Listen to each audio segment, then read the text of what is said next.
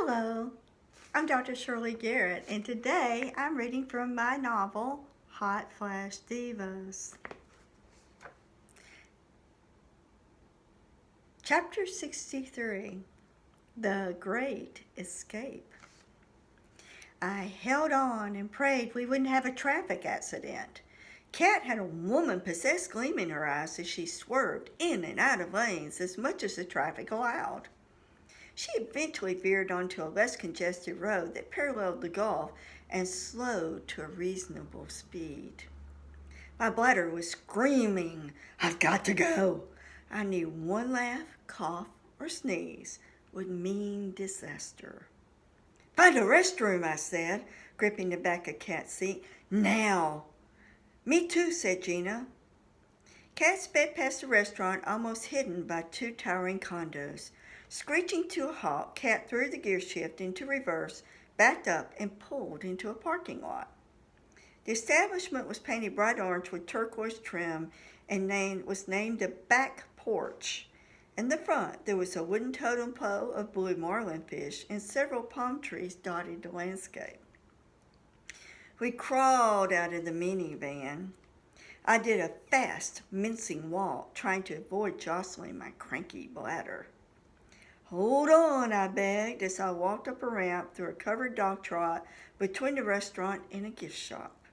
I approached the hostess and with a pleading tone said, "We need a table for 4, but first I need a restroom." She pointed at a door to her left. I pushed through the rough-hewn door, praying in my mind, "God, please let the stall be empty." Seeing an open door, I exercised every ounce of willpower to get my shorts down before it was too late. When I exited the ladies' room, I found Kat and Letitia waiting near the hostess stand. "Where's Gina?" "In the restroom," said Letitia as she examined the menu. "I didn't see her." "There's 2, said the hostess. When Gina came walking our way, she was trailing a long strand of toilet paper that stuck to the bottom of her shoe.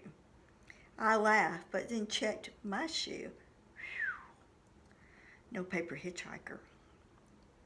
I could tell Kat was peeved by the way she was eyeing Gina with her arms crossed and her foot tapping. Letitia and Gina's antics on that dolphin cruise had resulted in a few bruises for me and could have caused more trouble. Neither Kat nor Letitia mentioned the toilet paper. I suspected Letitia never noticed it because her nose was stuck in a menu. Kat smirked as she eyed the paper that followed like a devoted puppy. Yep, Kat's angry. Despite my aching hip, I felt guilty, so I opened my mouth to tell her. The hostess beat me to it. "Ma'am, do you know you're trailing toilet paper?" Gina froze mid-stride. She looked down and frowned as she tried to dislodge it from her shoe with a scrape of the heel. After glancing around to see if anyone was looking, she bent and snatched up the offensive tissue. Crumpling it, Gina placed it in the startled hostess's hand as if she was giving the young woman a tip. The young lady looked quite appalled. She scrunched her face into a yuck expression and walked off holding the ball of tissue like it was feces. The diva settled around a wooden table positioned perpendicular to a rail that separated us from the beach. I sat next to the rail with Kat to my right. Gina and Letitia, the bad girls, sat across from us. The scene reminded me of my date with Mike. Remembering my shellfish allergy, I decided to play it safe and order fish. After the waiter took our drink orders and left, Gina banged her fist down on the table, making the salt and pepper shaker jump. "Heavens to Betsy, Letitia! What did you think you were doing with that redneck on the dolphin cruise?" Letitia's lower lip protruded.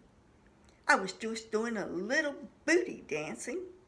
"Well, I've got bruises because of your booty dancing." I rubbed my hip to emphasize my point. "Lord have mercy, don't get your curlers in a wad. I took care of it." Letitia crossed her arms and jutted her jaw. I kicked that guy's balls into his mouth. He may have to spit them out to reattach them.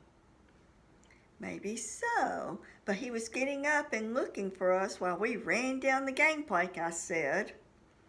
Maybe Tisha waved away a fly that buzzed her iced tea.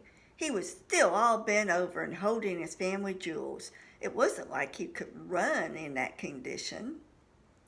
Nonetheless, it was irresponsible, said Gina. Both Kat and I snapped our gazes on Gina like a pair of laser beams. Kat said, this from a woman who drank 4 glasses of wine and yelled, "Take it all off," while you were waving dollar bills in the air. That was a dolphin cruise, not a strip joint. Gina paused, a contrite look on her face. I suspected she might be going to confession after we returned home. Kat was frowning, causing a furrow in her brow. I'm serious. We need to reel it in a little. I don't want to get arrested down here. We're professional women. I looked at Letitia and Gina. What do you plan to tell the guys? Letitia's eyes bulged with alarm. I don't plan to tell Aaron anything. He's not my fiancé or husband, and y'all better not be telling him nothing. That's right, said Gina. What happens at the beach stays at the beach. Both of them nodded their heads in a united front as if that was the final word on the matter. Our waiter came, and that was the end of the discussion. I enjoyed my flounder, except for the concerned glances Kat kept sneaking in my direction. She made me feel paranoid, so I escaped to the ladies' room again to make sure I didn't have grouper lips. After reassuring myself that my lips were normal, I checked my shoes for toilet paper and made it back in time for key lime pie and coffee. Full and happy, we waddled back to the minivan. Letitia keyed in the address for the airboat rides into her phone before we left the parking lot. Siri gave us step-by-step directions, but it seemed like it was taking a long time to get there. When we arrived, the place was near a large concrete bridge that crossed the water. Gina scooted forward to between the seats and peered through the windshield. Sure doesn't look like much. Kat shivered.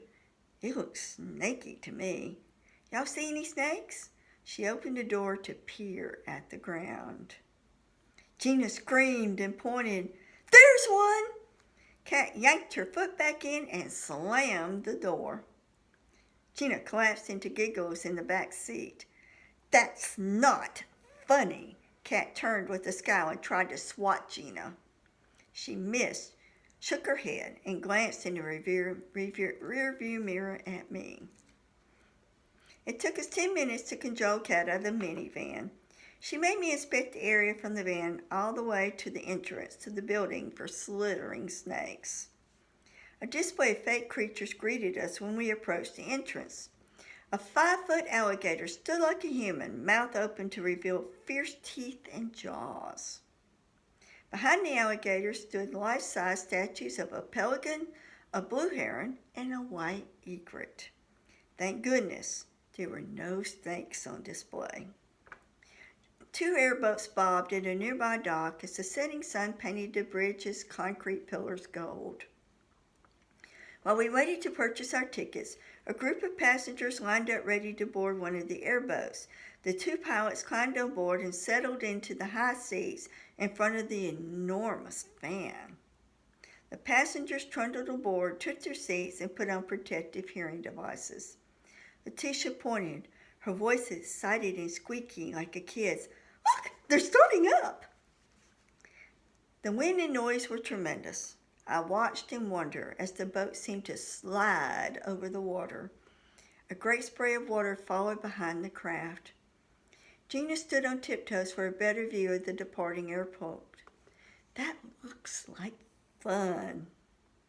We waited on the dock for our pilots. The boat we were to board was painted pale seafoam green, but the 3 vinyl bench seats and the captain's chairs were a bright lime green. Each bench seat could hold 6 people. I pointed at my camera.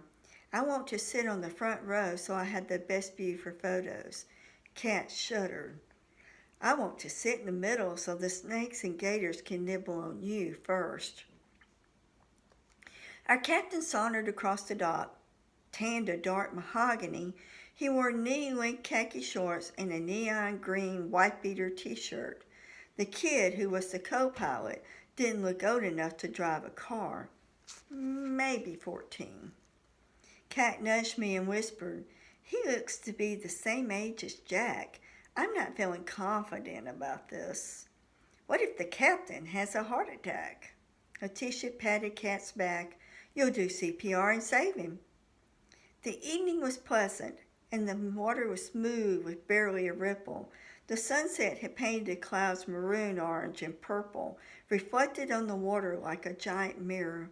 Pine trees and tall grasses lined the white, sandy shores, offering the perfect place for an alligator to hide and wait.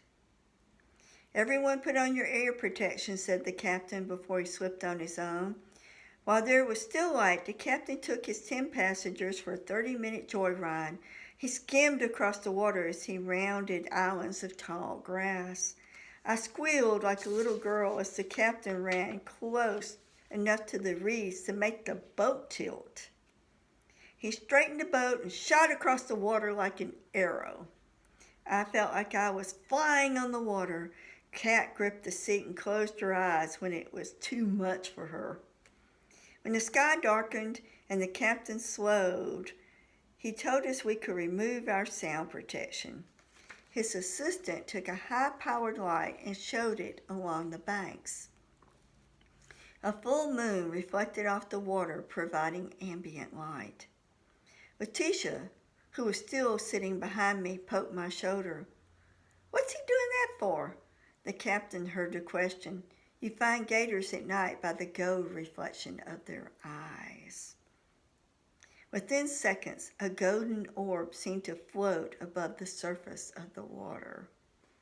As we crept closer, we discovered a 4-foot alligator. The gold eye had a red slit like a cat's. "You may wonder if you're safe on this boat." The captain paused to let the question settle over us like dew. "Let's just say, if that gator wanted on this boat, he could get up here." "Lord have mercy," said Letitia.